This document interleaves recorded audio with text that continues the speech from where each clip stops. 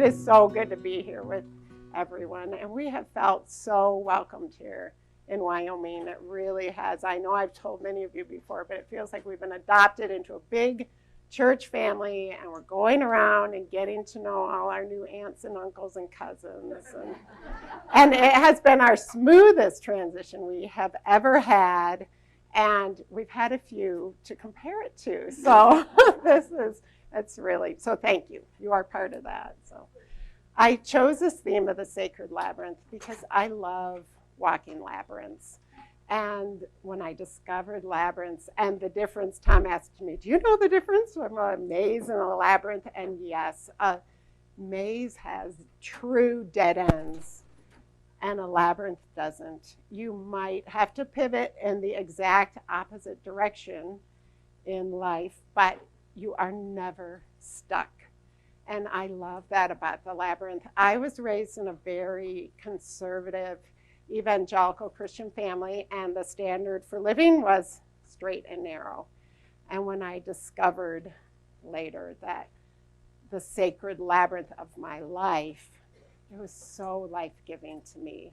And as I go walking into a labyrinth, on a walk, I just try to let go of all that's layered up and is keeping me from being free or being me.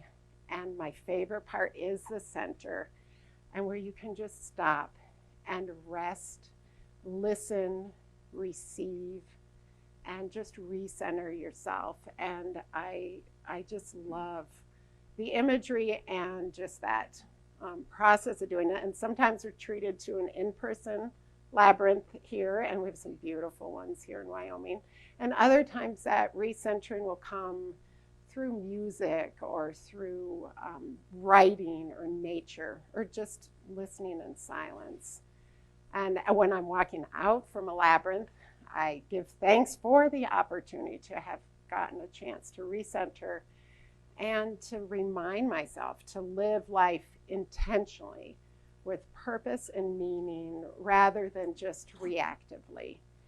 And when I'm in the center, I will write it in my mind like a to-be list. And then as I'm going out, I have to tell myself to not instantly turn it into a to-do list. And sometimes that works, at least for a while. But I was born in Senegal, West Africa, where Paul Gordon grew up. And our parents actually met each other in language school in Paris on their way over. Paul Gordon would have been a few months old. I was 3 years in the future. And they then learned French, went down to Senegal. His father became the minister of the International Church there for 20 years.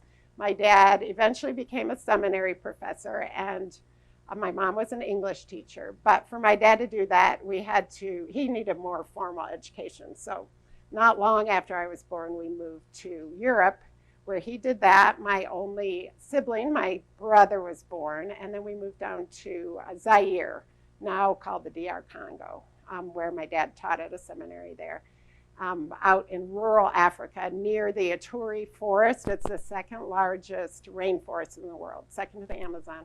And it was an idyllic life for kids. My brother and I practically lived outside if it wasn't rainy season, and just chasing exotic butterflies and we had a little pet monkey for a while, and pretending we were going on safaris. And then vacation time came, and we went on real safaris, which of course was great fun. I have this picture of my arm around my brother, protecting him from an elephant not very far away. And we'd been staying at one of these game parks, and the staff had been cooking dinner for us outside. And this elephant wandered in and tipped over the pots and pans looking for something good to eat. And I obviously wasn't very dangerous because my dad snapped this picture, but we had a lot of animal adventures. And one that still is so vivid in my memory is where we lived. We lived on a seminary complex. And I remember my dad coming, rushing into the house one day and saying, "There's a huge monkey in our tree, and the seminary students want to kill it and eat it." And this was my pre-vegetarian days, but I did not think that was a good idea. So I rushed outside, found this little group, and our property helper, Lemeke, was out there. And he had decided this monkey in the tree was foo-foo, crazy, and had to be shot. He had this rickety homemade like bow and arrow. And despite my pleas, he aims it up into the air, and the arrow goes as high as the monkey. Somehow the monkey grabs the arrow, throws it back on everyone below, and takes off. And nobody was hurt, but I thought, oh, like a true victory, But, oh my.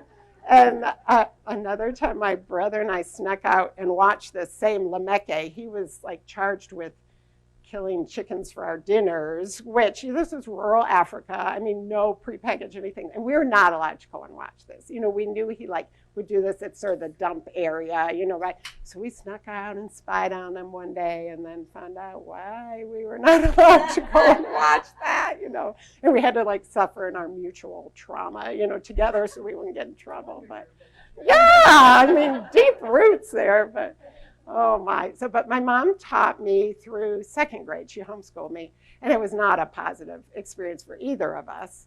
And then at that point, their mission recommended I be sent off to boarding school, which would have meant another country in Africa. And thankfully, my parents didn't think that was a good idea at such a young age. So we uprooted and moved to the Chicago area. And for my parents, it was like going home, moving home to America. For me, it was moving to a foreign country. And it was a really hard adjustment for me. The first time I went out into our new neighborhood, started playing with the kids, and I started speaking French to them. And I came home for dinner and announced I would never, ever be speaking French again. Obviously I had been humiliated, and of course my parents hadn't thought to brief me, because in Africa, the kids we played with were the seminary students' kids, so that was in French. Adults was often English, but anyway, so third grade class there, as I was trying to adjust, we had this creative writing assignment, and I just wrote about cool things that had happened in Africa, like when the crocodile came out of the river and up to our patio restaurant outside, and we all had to flee, or the time the elephant came and turned on the water spigot by our little hotel and took a leisurely shower, but then forgot to turn it off when he left. And the other kids thought it was cool, but different cool. And I didn't want to be different. I wanted to fit in. So I let a lot of that fade for a while. And then at that time, I don't have any time in my life where I don't have a feeling that God was always present and watching over me. I'm so thankful for that. I just felt like I was wired spiritually from the beginning. And but the idea of God and church were totally different things. I found church was so boring to me because we had to go Sunday mornings and listen to a long sermon and then go to this big, huge Sunday school. And I was quiet, and it was overwhelming. Then back Sunday night, another long sermon, and Wednesday night.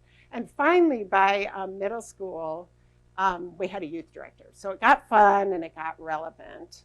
And my parents had introduced me to Jesus as my savior when I was little to live in my heart. And I loved stories of Jesus, listening to stories and reading stories. But the whole circle we were in was so judgmental, and I did not like that. There was so much talk about who thinks the right way, who doesn't, who's in, who's out. And as I look back, there was one very pivotal person in my life at that time. It was my Auntie Dot. We didn't see her very often, but she did not have a judgmental bone in her body.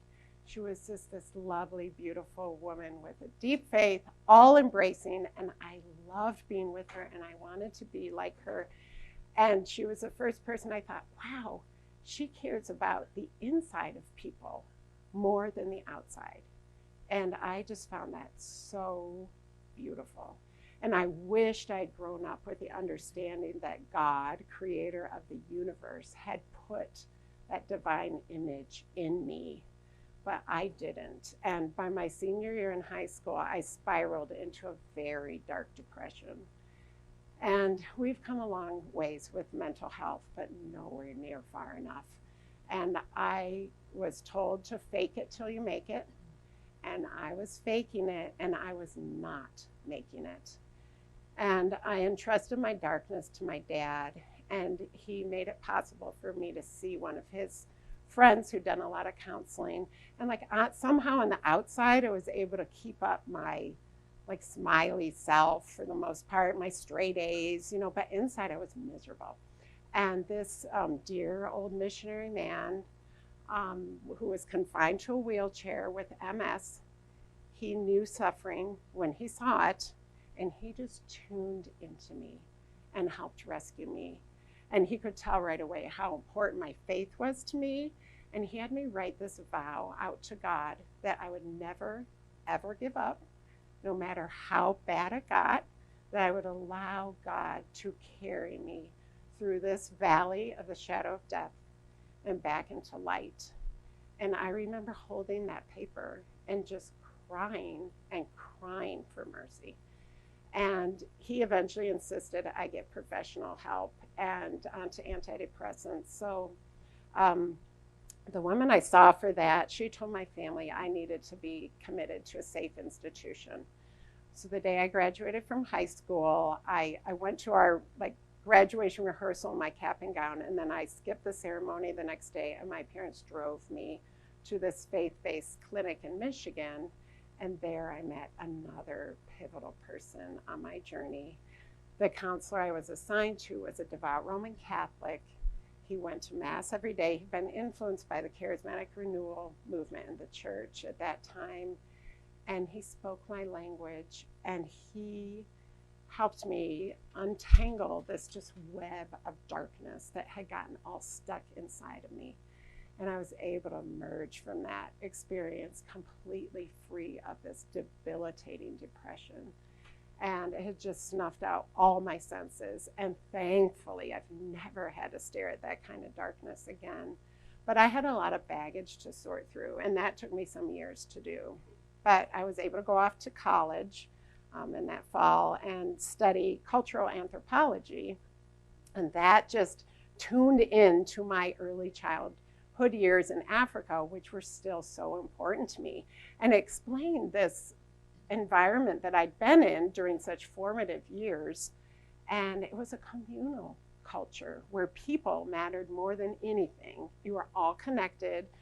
And then it was also, there was this sense of harmony. There was no separation of the sacred and the secular, spiritual. There was just this oneness which I resonated with. And I got the opportunity to go and spend the summer in the heart of the Ituri forest there, in the jungle there, with a missionary Mennonite nurse who'd been there 35 years. She worked with pygmies and a leprosy colony. And it was an incredible experience. I lived with her in her 3-room mud brick house. And we had like a tin roof that, when those torrential rains hit, you couldn't even talk. It was so noisy. And immaculately swept dirt floors. And the plumbing was outside, and the kitchen was outside with this shelter for range. But we got to help haul water from the river some days, with the women and children, which was a hoot because by 2 years old, kids are carrying things on their heads, and they just love zipping by me, and giggling at how clumsy I was. And although you're in the heart of the jungle, they had huge areas that were cleared.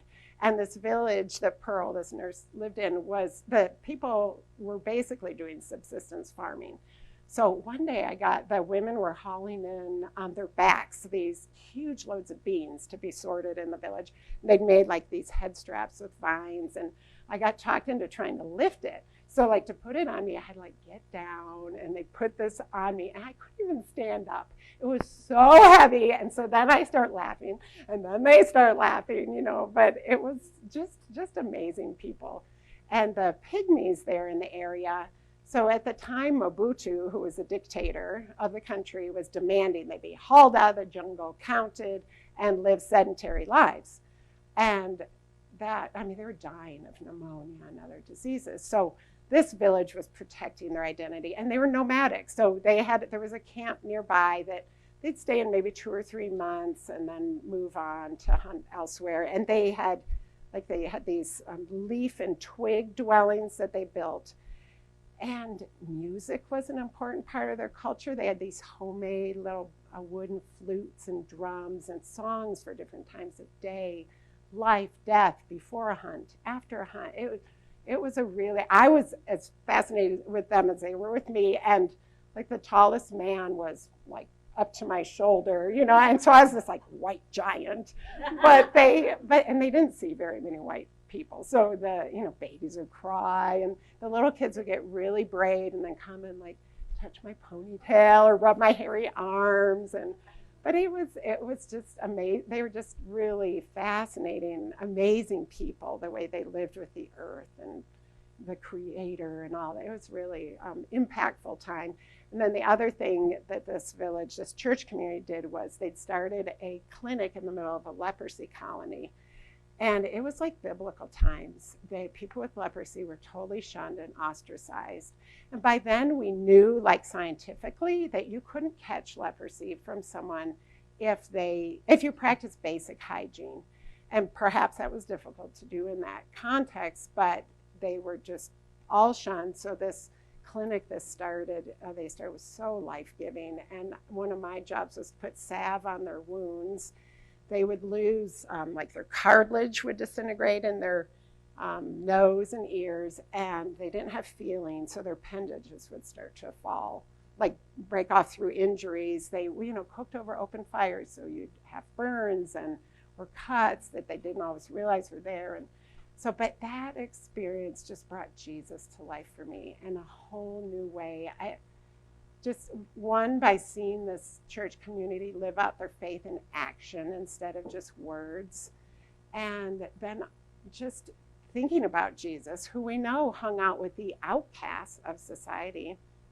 And I know from experience with them, and then later with the homeless, like Jesus didn't do that out of duty. Jesus loved being with them. They would make your spirit soar.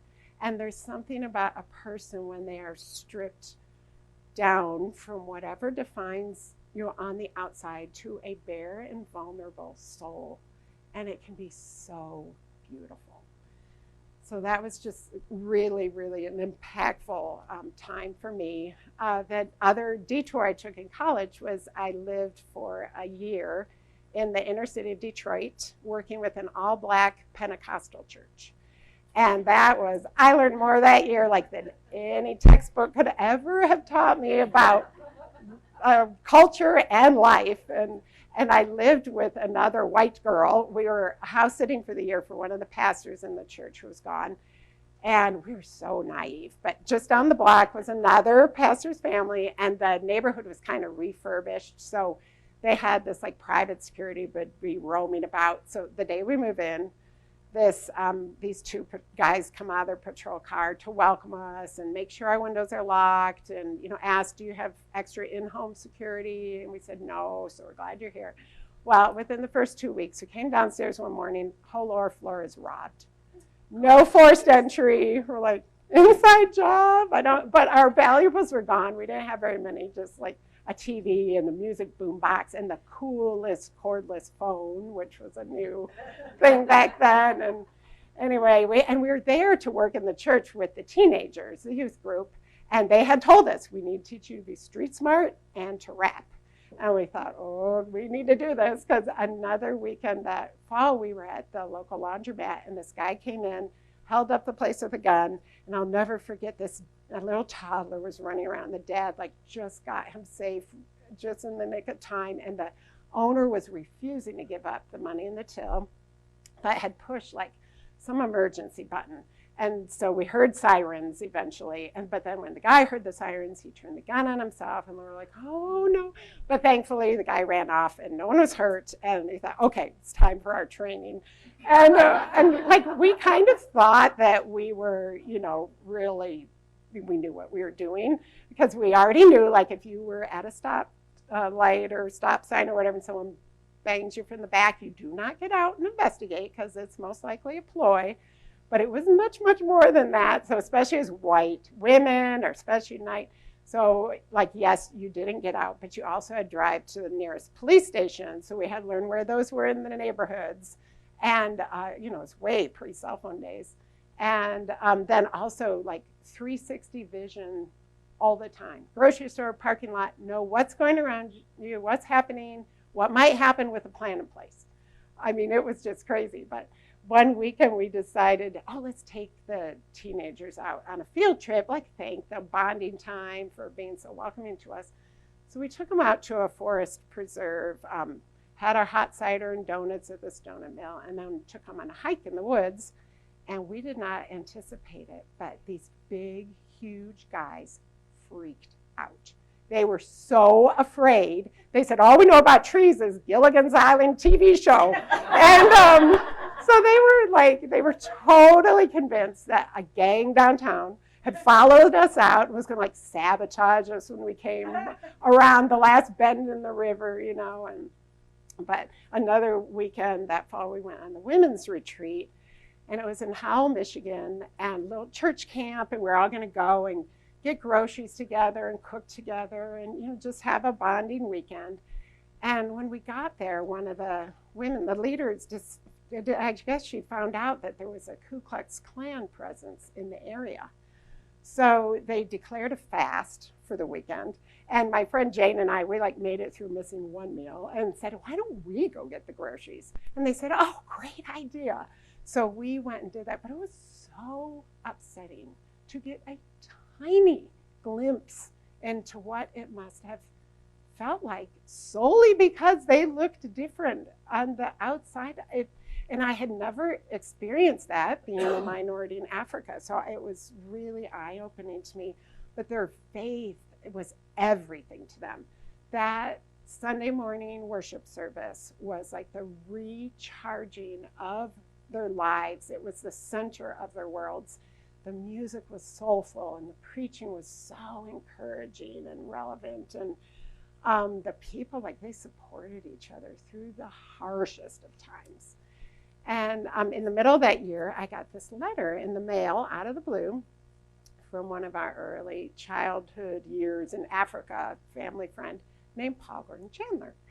And he wrote saying, you don't really know me, but our families know each other, and I'm living in London. He'd finished college and working, and so we started writing back and forth and exchanging letters maybe once a month and sharing our deep hearts.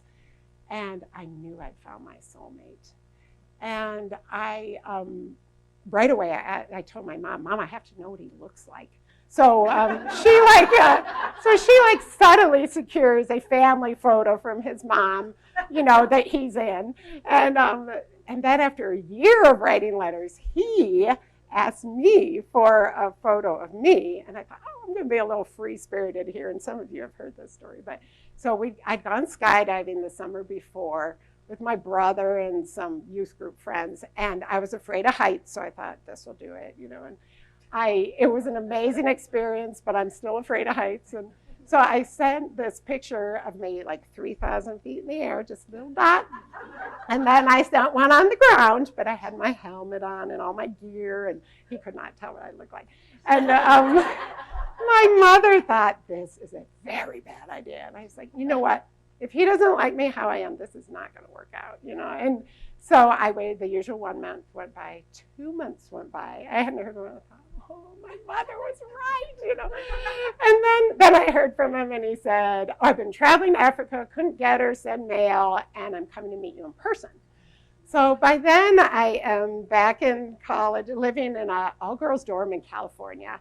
And, all-girls dorms, everybody's romantic business. And they called him London because of where he lived. So he comes to meet us, and, some of them are peering out the window. And I'm wondering, do we shake hands? Do we hug? I think we just stood there. But meeting Paul Gordon was such a pivotal moment in my life, and he continues to be that pivotal person for me. And I felt like I was this potted plant that got repotted into good soil where I could grow and flourish and become me. And he was way down the Canterbury Trail into the Episcopal Church by then, and I loved following into that.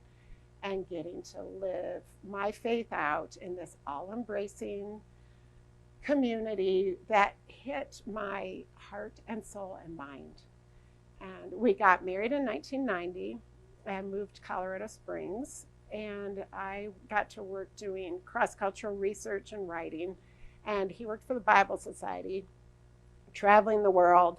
And at the time, the former Soviet Union was opening up. And suddenly, Bibles were legal there for the first time in like over 60 years. So the Bible Society wanted to flood in 4 million Bibles, and Paul Gordon was tasked with going and figuring out how to do that in the best way possible, bringing together house churches, the Baptists, the Orthodox, like groups that wouldn't really associate naturally with each other.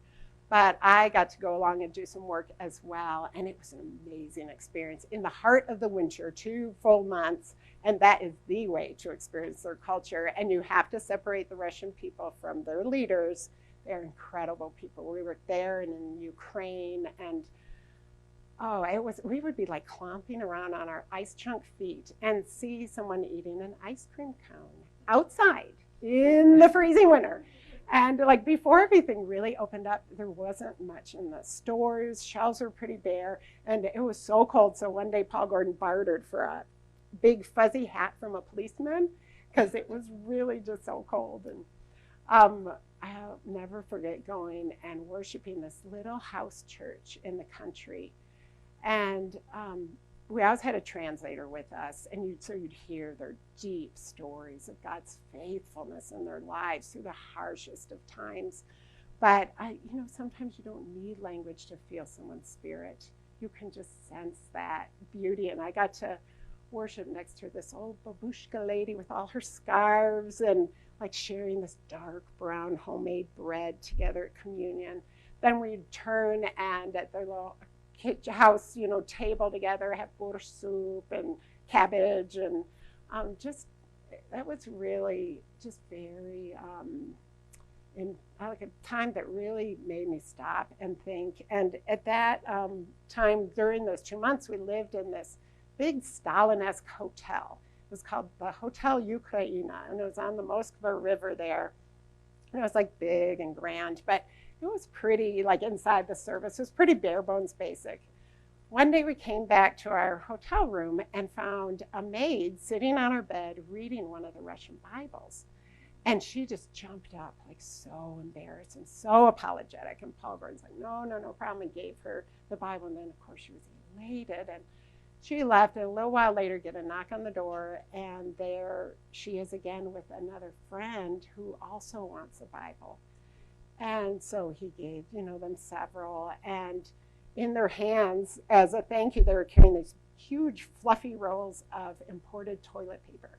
They like to thank us. They must have come like out of some VIP closet, somewhere. So we were very thankful, but oh man, just to stop and think about, something I'd taken for granted my whole life, the scriptures in my language, and to see their hunger and longing for this was really moving.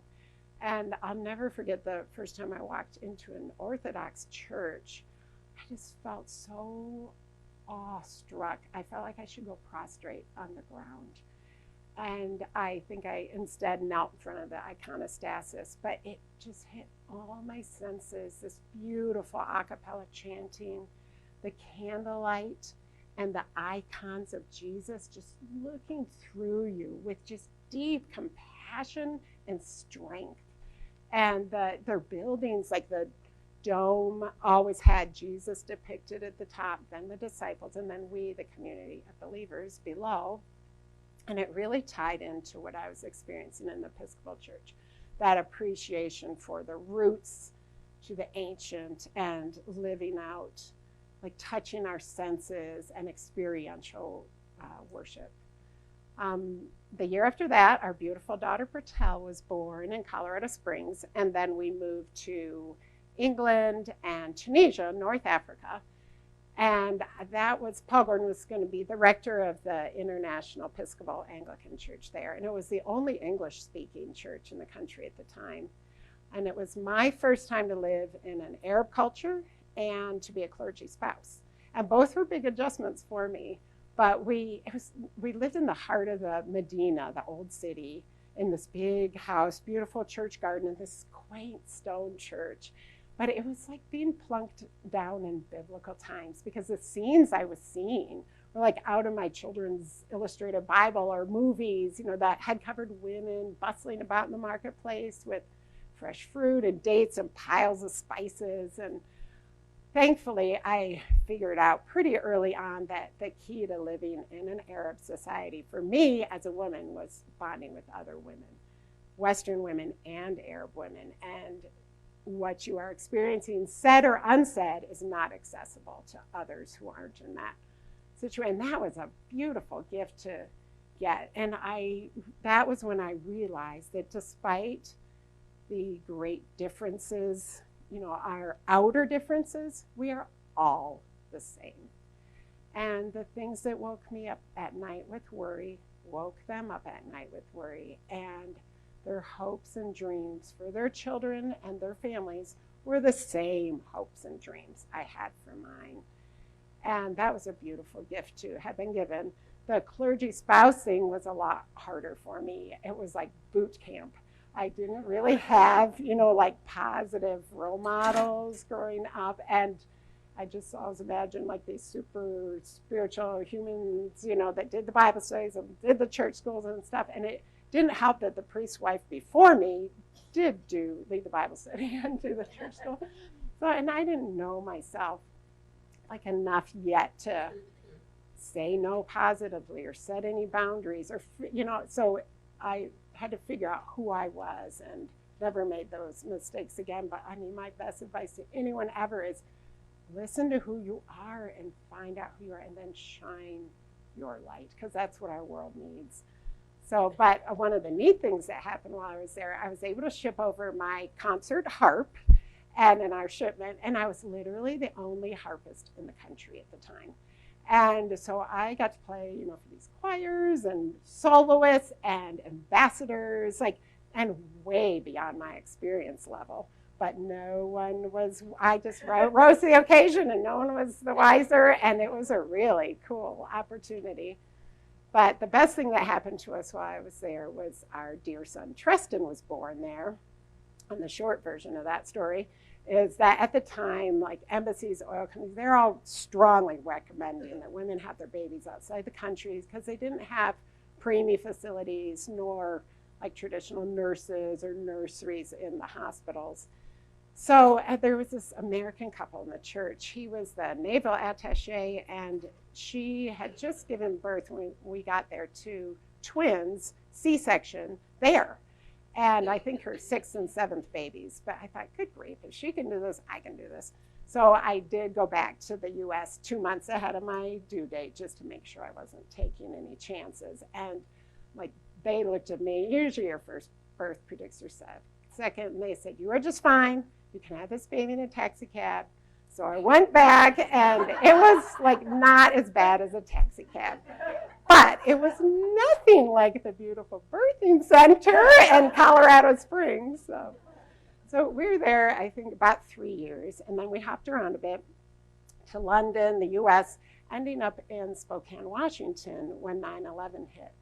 And when 9/11 hit, both Paul Gordon and I just felt this instant magnet to get back to the Middle East and build bridges. There was so much misunderstanding. And Paul Gordon was grounded in Singapore with some United pilots in a hotel for the week. And that day I went into our only little Middle Eastern pita shop in town just for solidarity with the owners, who were, of course, horrified. And that week I hosted this women's group in our home from church. And so of course we're talking about all that's going on. And this dear curmudgeon lady, who sadly never had a good thing to say about anything, she just like emphatically declares, I hate Arabs. And everyone goes silent and looks at me. And like she's literally, her chair is on a beautiful Arab rug from Tunisia. And my Middle Eastern oud instrument is in the corner. And so, I asked, have you had experience with Arabs? And she said, never met one.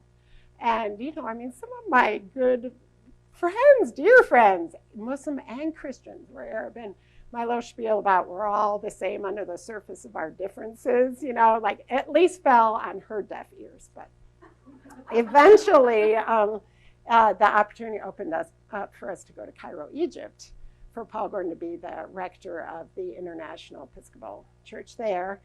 And our kids, I think they were 8 and 10 years old at the time, and we wanted to get them back overseas. And there was an amazing American school, international school there. And my only hesitation was Cairo, because my natural connect with God, hearing God's voice, all that was nature.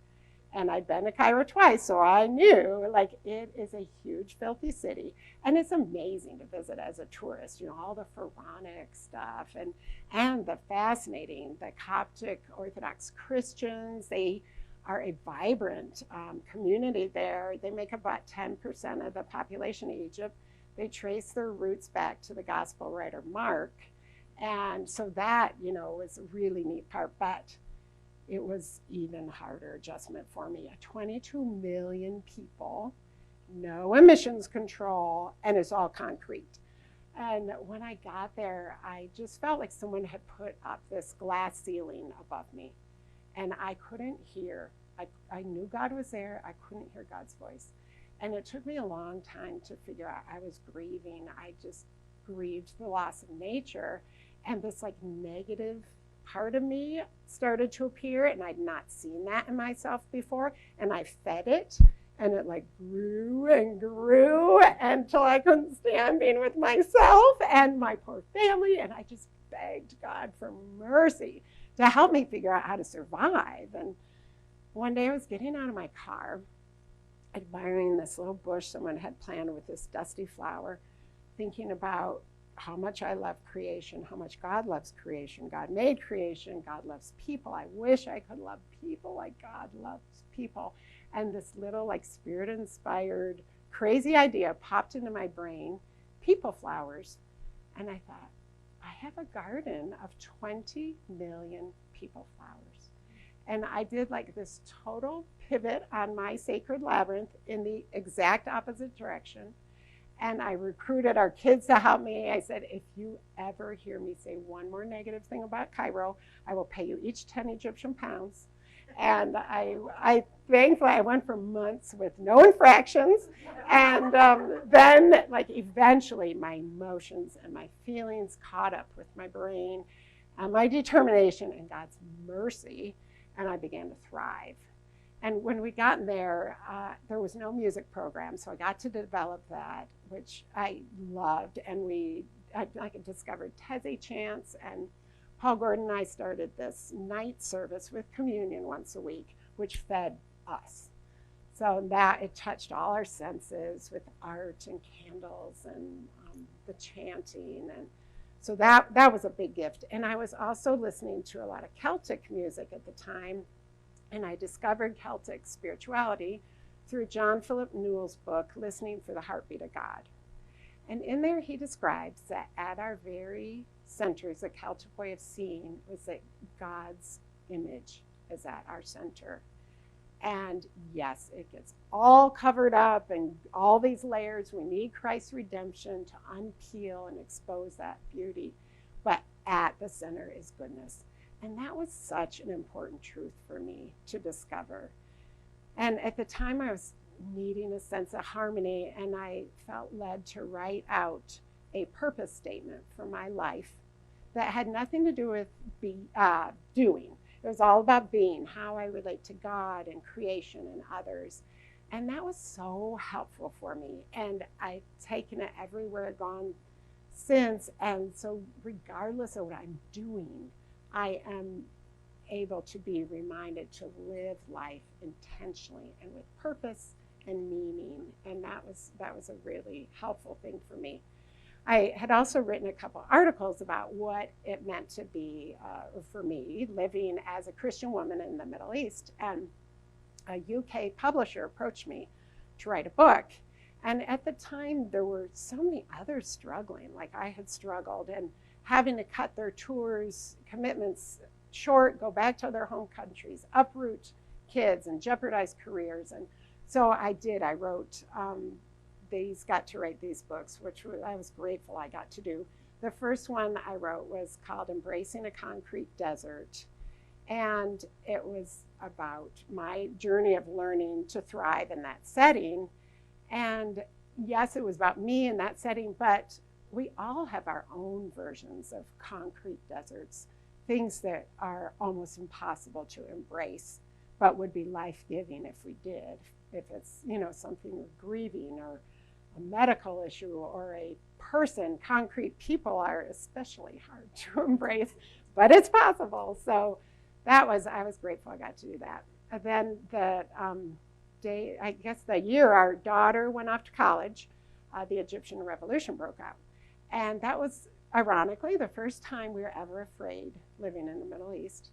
And it was dangerous for everyone in that situation, because usually in the summer we would go back to our home base in Chicago and regroup and rest. And we get to Europe and say, grab hands, because we didn't have to do that in Cairo. The only danger there was traffic. But, the people, Bedouin origins, and just they love children. And they, as guests in their country, it was their honor to welcome you, treat you with goodness, and to protect you. So when the revolution broke out, we lived in this all-Egyptian apartment building, and it was just chaos.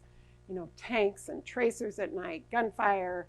We'd go out on our balcony, and our eyes would tear up from tear gas wafting down from Tahrir Square.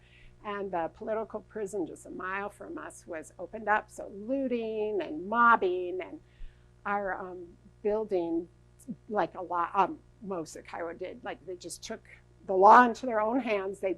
Someone pulled an SUV into our lobby so people couldn't loot out.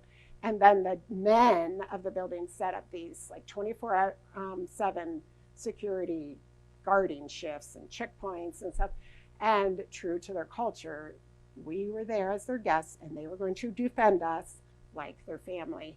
And it was an amazing, Egypt was a police state, so you weren't allowed to have own traditional weapons. But these just crazy things appeared. From one guy in our building this old man had this shotgun. He hadn't fired it since 1967, the year I was born. And this other guy had his spear fishing equipment from his Red Sea diving. And we donated our son Tressen's baseball bat. And I remember seeing this one guy had a pipe, like water pipe, and as a weapon with the spigot still attached to it. I think you can't make these things up, And at the beginning, the government shut down all communication. So the Wi-Fi, cell phone, landlines, so everything fascinatingly went old school. And most neighborhoods had neighborhood mosque. So someone would get up in the minaret, call out the news, and then like telephone tag. It would just go to the next minaret, and the next, all over the city. It was just amazing. And we're there as Episcopal partners with the U.S. Episcopal Church. And so when the landlines were restored, they called Paul Gordon, you have to evacuate now. And like embassies had gotten out quickly, oil companies, and you couldn't evacuate with your pets, and you could take one bag each. And we had this big old dog, Pepsi, we were trying to figure, and Paul Gordon's like, I'm not leaving while some of my flock is still here. And we feel, safe in our building.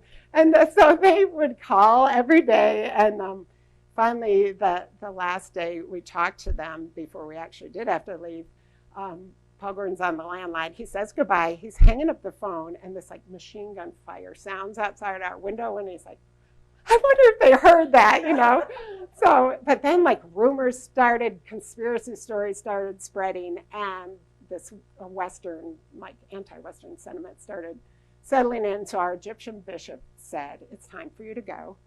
And you could be gone a year. And we figured out something good for a dog.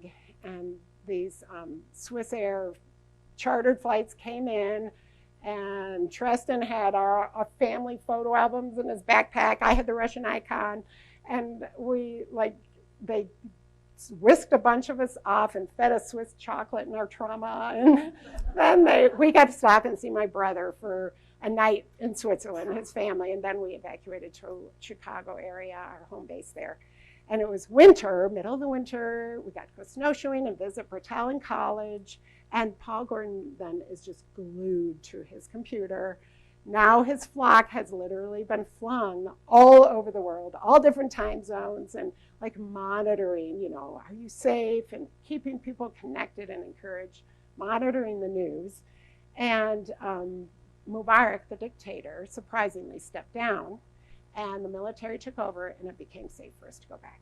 So we went back to this jubilant, hopeful Cairo, which sadly, all these years later, it's worse than it ever was. But it was, I think by then, when our son, Tristan, went off to college, we've been there 10 years.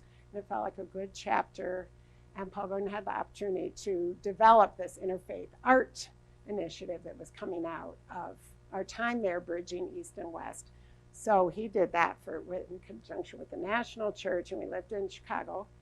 And I took the first few months and just like totally decompressed in nature, like just listening and discerning then what would be next for me. And eventually got involved volunteering with a wonderful outreach to homeless and rehoming people, and a local food pantry and a regional food bank. It was a great experience for me. And then Paul Gordon got called to Doha, Qatar. And I had to get out the map and confirm which little tiny country this was in the Gulf, because we'd visited the Mediterranean countries, but I hadn't been to the Gulf. But he'd been there. It was a great scenario. It was a big international Episcopal Anglican church. And Qatar, it was a fascinating place to live, so different from Egypt. And they're like 10%, only 10% of the population are Qatari, and 90% are foreigners, and largely East Asian, Indian, African, many there doing service work, as in a lot of the Gulf countries. And some would get stuck in really bad situations, and the church had a great outreach to them. And the king, the emir there, gave property to all the Christians outside of town. We all worshiped in this huge complex, Orthodox, Catholics, Protestants. And Paul Gordon was had his own big English Episcopal church there, but then also monitored, helped this Anglican center, just organizing all these Protestant churches that met, dozens every weekend there.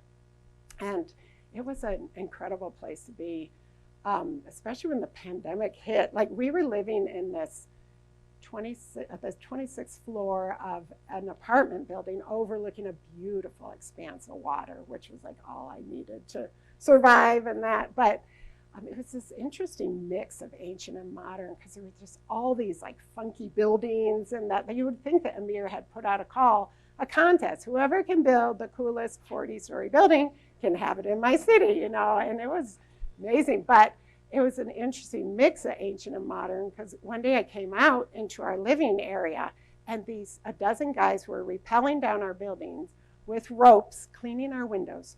No scaffolding, buckets attached to their waist, and they were singing and swinging. And I thought, oh, guys, you are 26 floors above the earth, and you came from higher and on ropes. And I found out later they were from Nepal. And I thought, oh, all those tall mountains, I guess they're not afraid of heights. So the Nepalese were the window washers of the city, and the Kenyans were the security guards. It was just fascinating place. But so when COVID hit, everything locks down. But the mayor was benevolent, but had a heavy hand. So we had these mandatory COVID apps, and they were tracked by Bluetooth. So I would turn off, the little Bluetooth icon, pop right back on. It was government issue. You had this app, and if you wanted to go in the one thing, open a grocery store, had to show that it was green. So if it ever turned yellow, that was contact tracing. So it meant somebody you'd been near had tested positive for COVID. You had to go test, quarantine. Red, couldn't leave your residence, or if you were very ill, had to go and be in one of those scary hospitals. So go in the grocery store, show your COVID app screen, had to wear gloves, had to wear masks, and none of this testing your temperature on your forehead, thing. It was this huge modern screen monitor thing, and your body shape would show up, as you're going in, and your temperature's being beamed out, it's just crazy.